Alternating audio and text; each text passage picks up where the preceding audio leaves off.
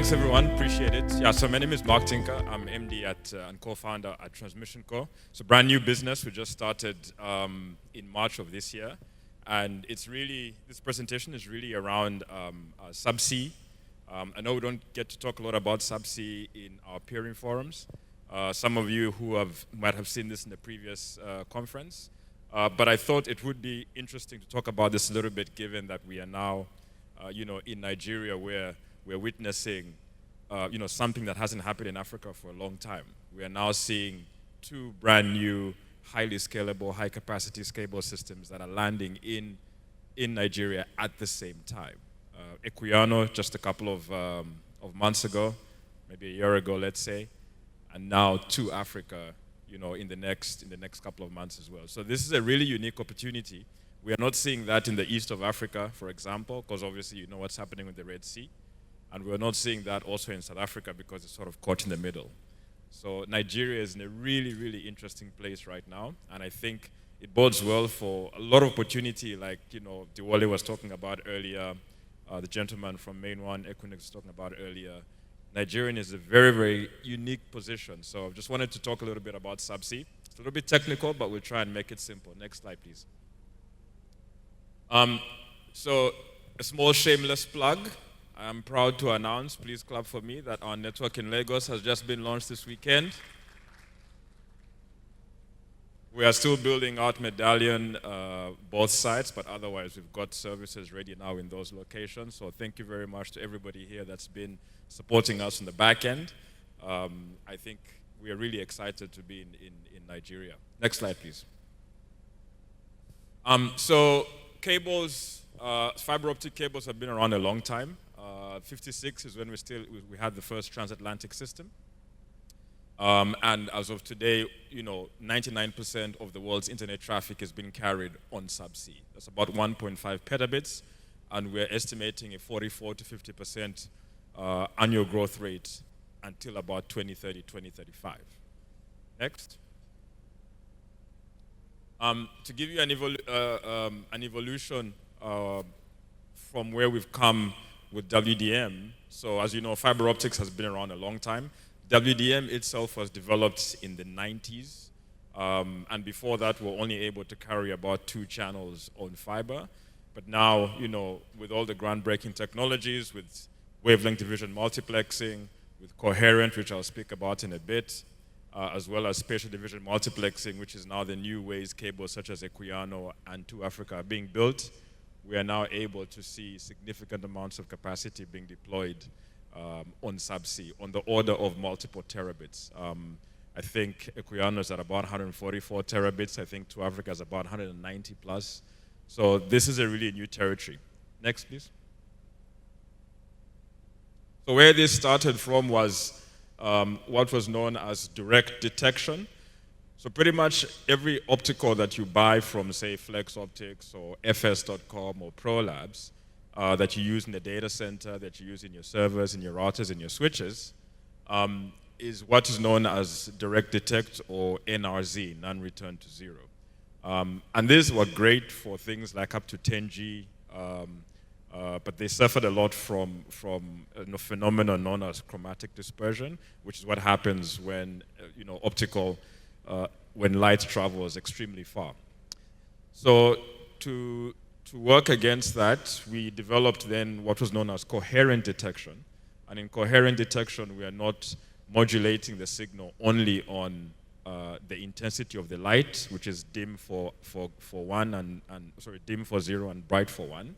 We're also modulating based on other variables of light, such as polarization and phase.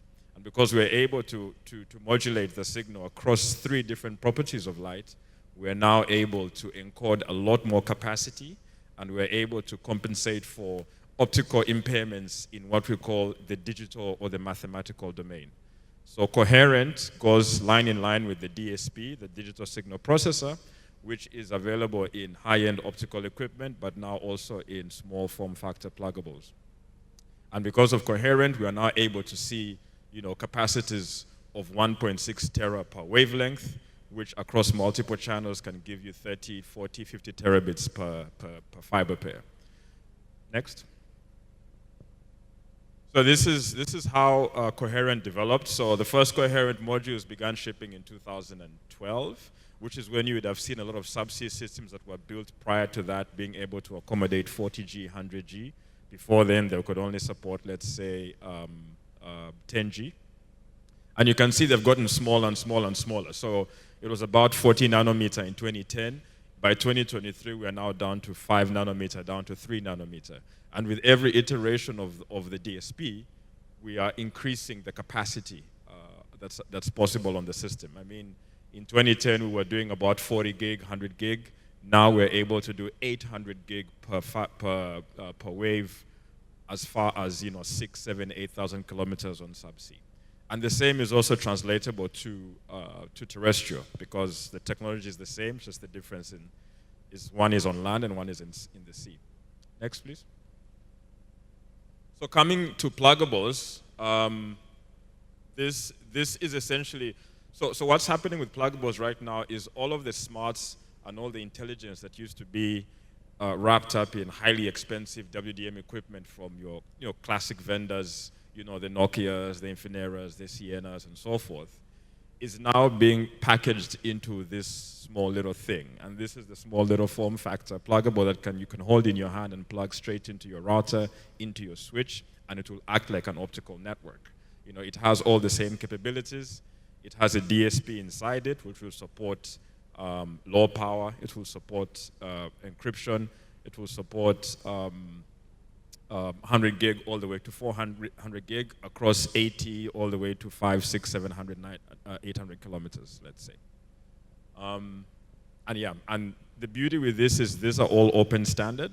So you can take one from one vendor, put it on your router on the other end, and take another from another vendor, put it on your router from the other end. So let's say you buy one from Flex Optics, you buy another from ProLabs, and they will work because they're all open standard.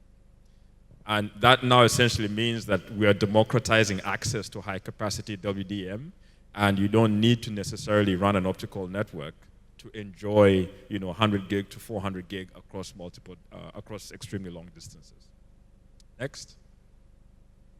The same is also now under development for 800 gig. Again, 800 gig also available in small form factors. So this is an OSFP and a QSFP-DD form factor. Again, can hold in your hand, low power, you can place into your switch, into your router, and you can run anywhere from 100 to 800 gig across, 100 to 1,000 kilometers, either amplified or unamplified, depending on the fiber spec. And again, this is less than 30 watts. This is all MSA, OIF, OpenZR, Open ROADM compliant, so it's an open standard. You don't need to be locked into a specific vendor. Okay. So for example, if, say, you want to have some 800 gig between 2 data centers in Lagos, and you have access to fiber, you don't necessarily need to get capacity from a provider such as myself, although I recommend that you do. But if you have that kind of pluggable, then you can enjoy it as well. This one is a new one that's being developed and should start shipping now from vendors such as Coherent, vendors like Acacia and Adva. And the reason this is coming only now, despite being 100 gig, is because it starts from the cloud providers. They want the most, so they began with 400, then they went to 800, then they remembered, there's network operators, we need to give them 100. So this is brand new, and it's come third phase as opposed to the first two. And this is a standard QSFP28. So for anyone here that runs a 100 gig capable switch or router, chances are it's going to be a QSFP28. This is less than 5 watts, and that can go straight into your device and go as far as 100 to 900 kilometers, amplified or unamplified. Okay. So this is where the technology is at the moment, and this is what Coherent is able to give us, and it makes WDM infrastructure easily accessible to IP engineers such as ourselves here, not needing to essentially have to invest in optical infrastructure. Next. The new ones that are coming out now is from Infinera and Acacia. This is known as the OpenXR forum. OpenXR are supporting this solution where you can have a point-to-multipoint directly in the pluggable itself. This is appealing to people that run, say, GPON, for example, where you want to send a lot of power very far, because GPON normally is limited to, let's say between 10, 15 kilometers, let's say. If you want to push your GPON services longer, farther than that, this is based on coherent, meaning it has the power. And the way it's done is that it's done digitally in the DSP, where you have what they call subcarriers, and each subcarrier in this case is capable of 25 gig. In the 25 gig, you can split that across 16 carriers to create a split of 1 to 16, each running at 25 gig. This is what vendors such as Nokia and them are using to deliver 50 gig of GPON FTTH capability to homes. I saw they did a test for this a couple of weeks ago. And again, this is open standard, so you can get them from different vendors. It's available in a CFP2 form factor, which we don't like anymore because it's too big. But it's also available in the QSFP-DD form factor, which is nice and small. And again, this can either run as point-to-point, point-to-multipoint, or even as bidirectional. So if you have access to, let's say, you can only afford to buy a single fiber core as opposed to a fiber pair, this will run on that single fiber core, just like it does on GPON. Next. So coming back to WDM, so the traditional and the more pocket-friendly WDM systems are based on what is known as a fixed grid system, and the fixed grids typically tend to be 100 gigahertz or 50 gigahertz, and that really what we're saying is the size and the width of the channel in which you can generate bandwidth. Next slide, we'll look at flexible grid. Next. Yeah, so now the latest technologies are around FlexGrid. With FlexGrid, you get the opportunity to not be in a fixed, let's say, spectrum for your WDM network. That means you can provide different sets of services that are required by different types of customers. If you have a customer who's looking for, just 10 gig, you can, provide, let's say, 12.5 gigahertz worth of bandwidth. If you need a customer who wants, let's say, 100 gig, you can limit that to 37 gigahertz, and so on and so forth. So you can slice the spectrum up, and it makes it a lot more efficient, because otherwise, with a fixed grid, you're wasting 100 gigahertz on a 10 gig service, for example. These obviously are more expensive, but they are fundamental to the SDM cables that Subsea systems are composed of. Next.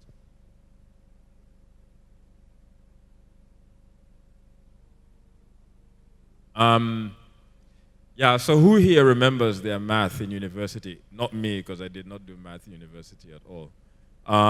Shannon's limit, anyone? Yeah? So essentially, Shannon's limit says that there's only so far we can take a medium to extract a certain amount of capacity out of it, in short.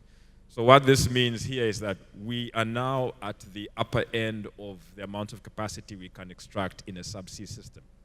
And the reason for that is twofold. One is the spectrum width of a subsea amplifier is about 4.5 terahertz, so 4.5. On terrestrial systems, we can now get up to about 6.1, in some cases even 10 terahertz. So already there we have a limitation. But then the biggest limitation for subsea is a lack of energy.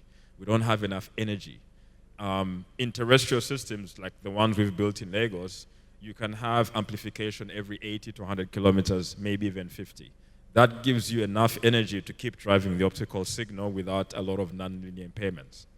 In subsea, the energy only comes from the landing station. See, we can't create energy under the sea. So we have to power the amplifiers from land. And you're talking about 5 to 10,000 kilometers worth of power. So because of that loss, it's difficult for us to scale up the power that's required to extend as far as we can to the limits in subsea. And that's the main issue. So because of that, we need to find other ways in which we can expand the capacity, because the growth is insane. I mean, to Africa, for example, is about 190 terabits. I can guarantee you easily by 2038, 2040, that capacity will have run out, if not sooner. Equiano is at 144. I estimate about 2032, 2033, we'll start seeing some challenges and some constraints. So the bandwidth is being eaten up pretty quick, and Nigeria is not a small country. So these two cables sound amazing, but within 10 years, we'll be thinking about we need some more. Next slide. In terms of subsea design, so there's eras. So up until 2010, well, let's say up until 2012, really, most of the cables that were deployed were what was known as dispersion-managed cables. And dispersion-managed cables was just a way for the industry to manage the effect of chromatic dispersion, which is when light spreads out as it travels very far, which degrades the signal. So you compensated for that in the fiber cable itself. You designed special fibers that were able to compensate for that dispersion. The problem with those cables is that they don't scale very well. So the older systems, think Easy, Teams, Seacom, EIG on the East Coast, think Glow One, Main One, Wax on the West Coast. I'm not dissing anyone, I'm just saying. Those were the dispersion managed cables. Then from 2014 onwards, we began seeing what is known as the uncompensated cables. So cables that do not involve any compensation technology. And the reason those are interesting is because the coherent, remember, which is based on the DSP, likes the dispersion. Because as the cable, as the optical light disperses more and more, the signals naturally separate. So as they separate, they don't intermingle, and because of that, there's no crosstalk. So the more highly dispersed the cable is, the better a coherent optical engine will work. So pretty much every cable being built since 2014 is uncompensated, which is fantastic. Equiano is one, 2Africa is the other. I believe ACE, to some degree, might be Peace on the East Coast, etc. And then obviously you've got the festoons or unrepeated. Those are like, you know, what they call subfluvial, or like for rivers, short distances between coasts. They're unpowered, stuff like that. And then the new ones now from 2020 onwards, which is the spatial division multiplexing cables, the SDM cables, which I'll get into just now. Next slide, please. So, what is SDM? So SDM is spatial division multiplexing. It sounds a bit sci-fi, but it actually isn't. It really is just having more fiber pairs in the cable. That's it. So what we are doing is we are using up a lot of all the space that's available in the cable to carry as many fiber pairs as we can. That's all it is.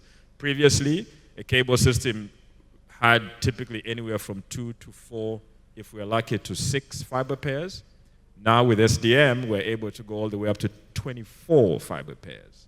And the biggest limitation there, obviously, is the width, the size, the cost of the cable, as well as the amplifier. Can we put more in?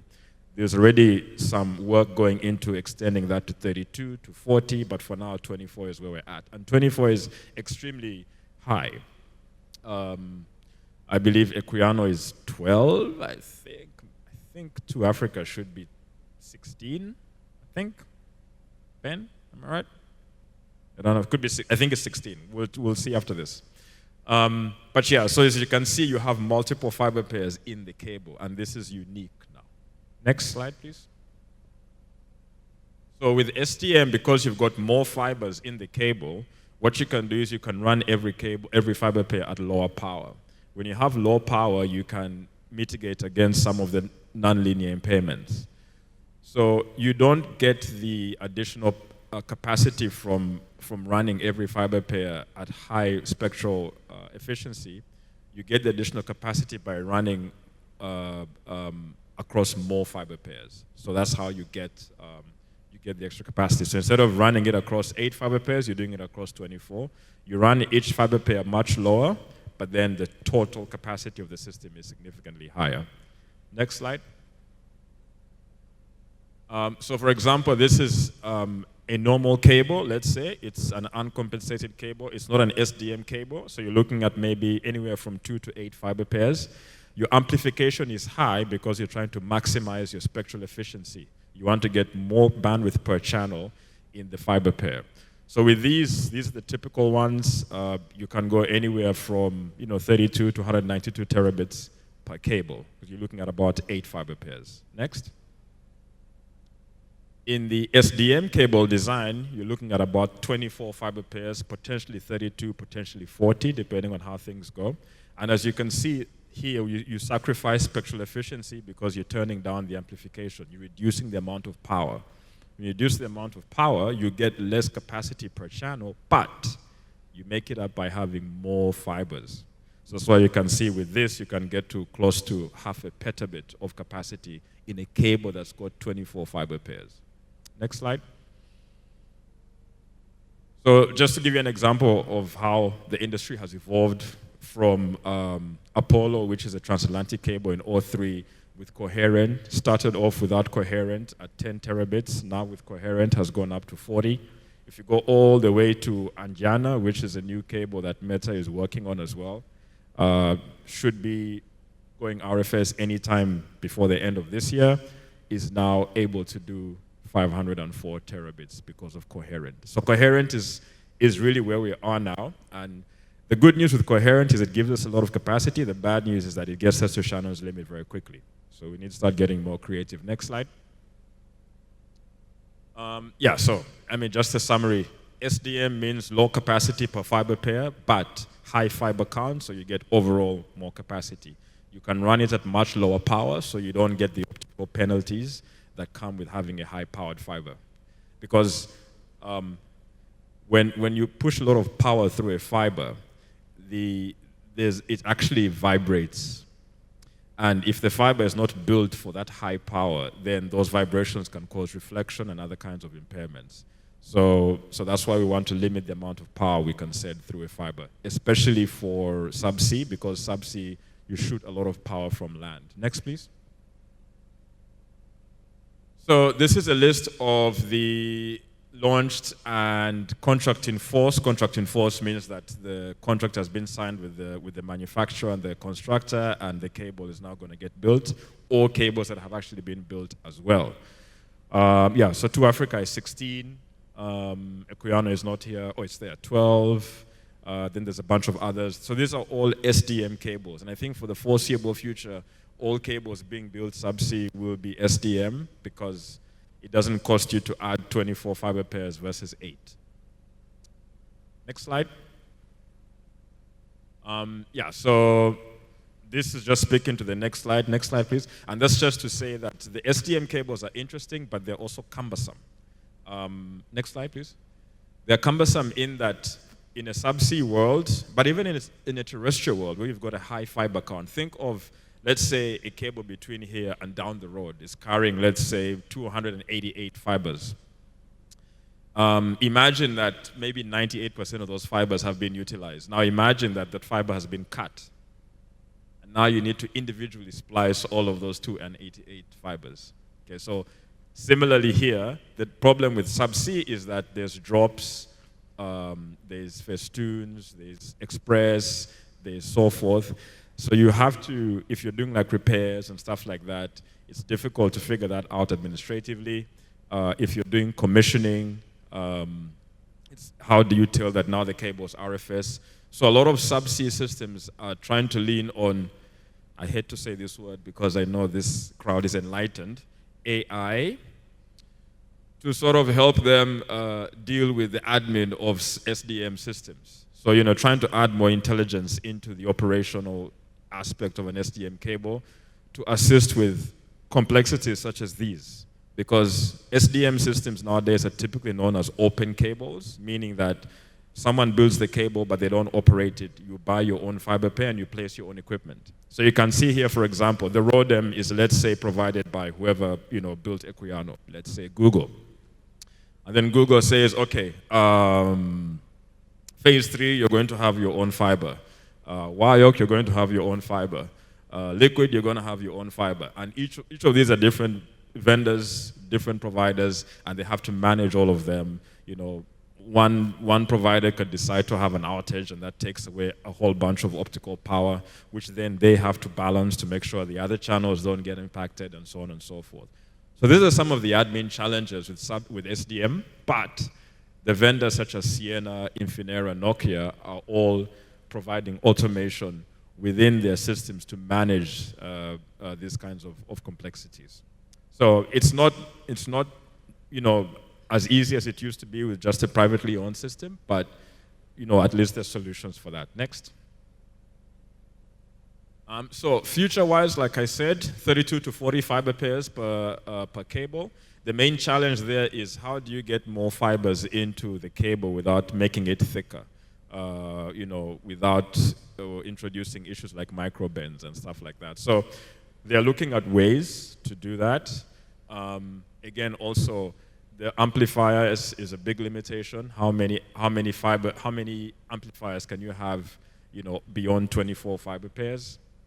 And then C and L, C band and L band together is providing a lot of opportunity to increase the spectrum, but this is mainly on terrestrial for the moment. There is one cable in the Pacific that is tinkering around with C and L.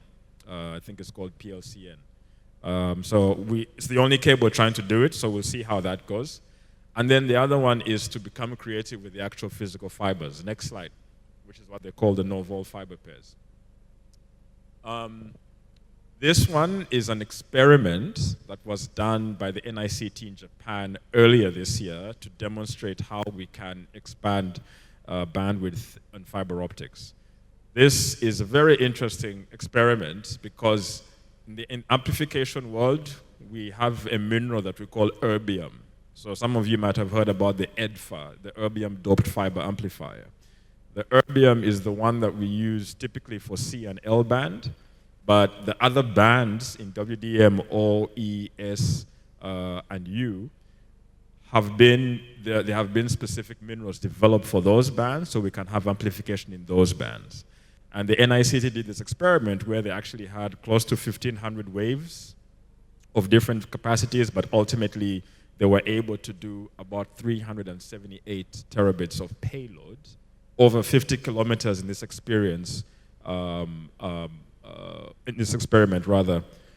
utilizing different minerals across all bands. So this is, 50 kilometers doesn't sound like much, but if you think about the capacity, it's actually interesting. So if we can find a way to make this cheaper, smaller, I think this might be another solution towards the large requirement for capacity. Next.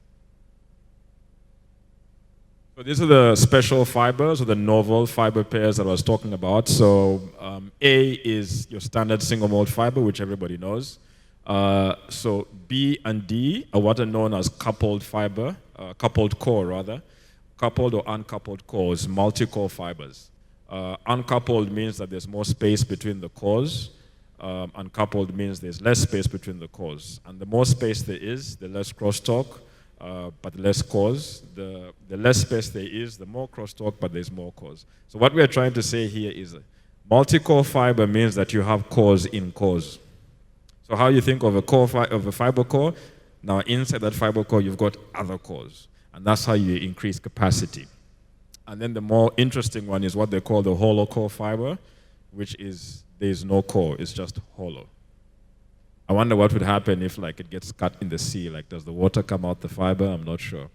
But British Telecom was doing a test for that in 21, and I think Microsoft bought one of the companies that was making that one. So we don't yet know where that's going to go. A lot of these will not see the light of day. I know NEC is making 2-core fiber, and they've been deploying it for some of their Subsea customers. But a lot of these will have to come to terrestrial first before they can go to Subsea. Next, I think that should be the last slide.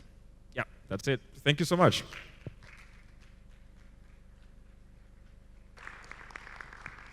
Thank you so much. I told you your antennas will be standing while. So, any questions? Please, someone should ask a question. Thank you.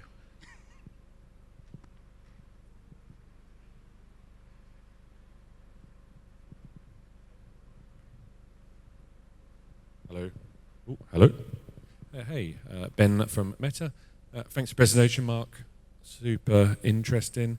You talked about building capacity on systems, but given the kind of the last 12, 18 months and all the failures and cuts, what do you think the solution is for actually using this new technology to bring more capacity to the region and more resilience to the region? No, sorry, say again. I think I missed you at the end. Sorry. Oh. Much better. So I'll try again. So you talked about the technology for bringing more capacity to systems. That's great, but as we've proven in the last, 18 months, maybe we need more systems. What do you think the solution is there? I know it's a slight pivot from your topic. Yeah. Yeah, so I think we might, have a panel on that tomorrow, if I'm not mistaken. But yeah, funny you should ask that because I've been invited to go and moderate a panel on that very topic at the OECD next month in Paris. I have to buy a suit. Can you believe it? So yes, we do need more systems across the board. We also do need to figure out the terrestrial issue because I think subsea on its own is not going to solve Africa. I think the terrestrial problem has to be solved to augment subsea. That's a whole other discussion in and of itself. But fundamentally, as you know, building subsea systems is no joke. I mean, to Africa is what, $1 billion, let's say. I think Equiano is close to that. Most cable systems now average $200 to $400 million. And the good or the bad news right now is that most people that are building systems now is the cloud and content folk. So good thing in that they've got a lot of cash, bad thing in that it's just the resources are not that many, so they have to prioritize and focus. So yes, the two systems that are coming into Nigeria are fantastic, but I can tell you now, it's not enough. The systems that are coming, have been or coming to the east, south, fantastic, also not enough. We have easily, I think 30 to 40% of all African cables right now, either end of life or coming close to end of life, so we are in a massive, massive crunch at the moment. Nigeria is going to face the least worst of it because they've got two new systems. The rest of Africa is going to be screwed, let's say. I think we can't rely on the cloud providers to keep funding cables because nothing lasts forever. I think we need to develop as industry interestingly new models that will drive cable investments over the next 20 years. I don't think relying on Google, Meta, Microsoft is the right answer, at least for Africa. Thank you. Thank you. Yeah, and I know there's a panel coming, so thanks for the answer. The other thing I think is important for me, and maybe we'll get this tomorrow, is also diversity. So if we think of Nigeria, we should take landings away from the Lekki area because that in itself could be a SPOF, and we've obviously, as you know, 2 Africa lands in Kwa Libo. Apologies for the pronunciation. Thanks. Yeah, no, completely agreed. And I think this is where the terrestrial element comes in as well, because if you have some diversity in the terrestrial network, it gives you options for where you can land new cables or extend existing cables, because most of the subsea systems will install branching units that face places that optionally give them commercial viability, down the line. So, thank you. Appreciate that. Thank you very much. We can accommodate more questions. Oh, sorry. We can still accommodate questions. All right. Thank you so much, Mark. I appreciate it.